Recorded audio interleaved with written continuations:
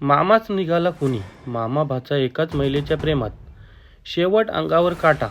रक्ताच्या नात्यालाही कालिमा फासणारी ही कहाणी आहे. एक मामा, एक भाचा आणि एक महिला.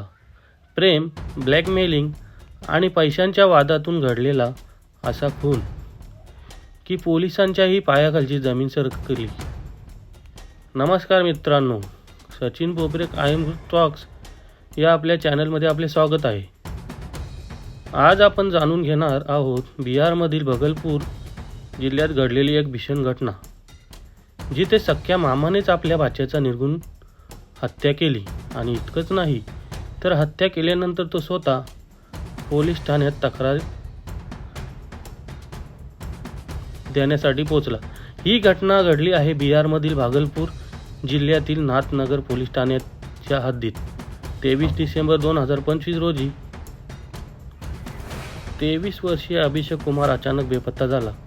दुसऱ्याच दिवशी म्हणजे 24 डिसेंबरला अभिषेकचा सख्खा मामा संतोष कुमार पोलीस ठाण्यात जातो आणि भाच्याच्या बेपत्ता होण्याची तक्रार दाखल करतो. संतोष कुमार पोलीस आणि मीडियासमोर रडतो. भाच्याचा शोध घेण्याचं नाटक करतो. तो सांगतो की अभिषेक बाजारात गेला होता. नंतर फोनवर जमालपूरमध्ये आहे असंच म्हणाला, पण त्यानंतर फोन बंद. सलग 2 दिवस संतोष मीडियासमोर भावूक होऊन बोलतो, जेणेकरून कोणालाही त्याच्यावर संशय येऊ नये. पण काही दिवसांनी जे घडलं त्यानं संपूर्ण पोलीस खातं आदरून गेलं. एक दिवस गोणीत भरलेला डोके आणि पाय नसलेला मृतदेह सापडतो. दोन्ही हात बांधलेले, धड माती आणि वाळूने भरलेले. पोलीस तांत्रिक तपास आणि गुप्त माहितीच्या आधारे अभिषेकच्या मित्रांवर राधेकुमार आणि ऋतिक उर्फ रितेश संशय घेतात. शुक्रवारी रात्री चौकशी होते आणि जे सत्य समोर येतं त्याने पोलिसांच्याही पायाखालची जमीन सरकते.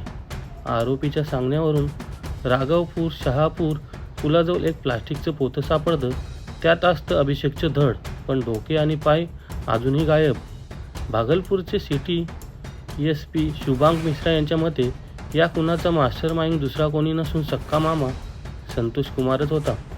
तपासात उघड झाले की संतोषने एका महिलेशी अवैध संबंध होते याची माहिती अभिषेकला मिळाली होती.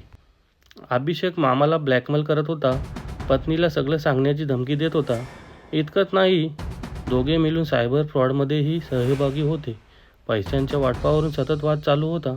सूत्रांच्या माहितीनुसार दोघे एकाच महिलेशी संपर्कात होते आणि याच कारणामुळे हा रक्तरंजित खेळ झाला.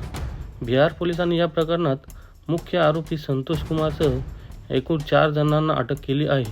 रक्ताचं नातं, प्रेम, लालच आणि ब्लॅकमेलिंग या सगळ्यांचा शेवट झाला एका तरुणीच्या निर्घृण हत्येत. मित्रांनो, नात्यांवर विश्वास असतो, पण जेव्हा लालच आणि वासना डोक्यावर चढते तेव्हा माणुसकी विसरतो. तुम्हाला ही घटना काय वाटते? तुमचे मत कमेंटमध्ये नक्की सांगा. अशा धक्कादायक क्राईम स्टोरीसाठी चॅनलला सबस्क्राईब करा आणि व्हिडिओ लाईक व शेअर करायला विसरू नका. धन्यवाद मित्रांनो.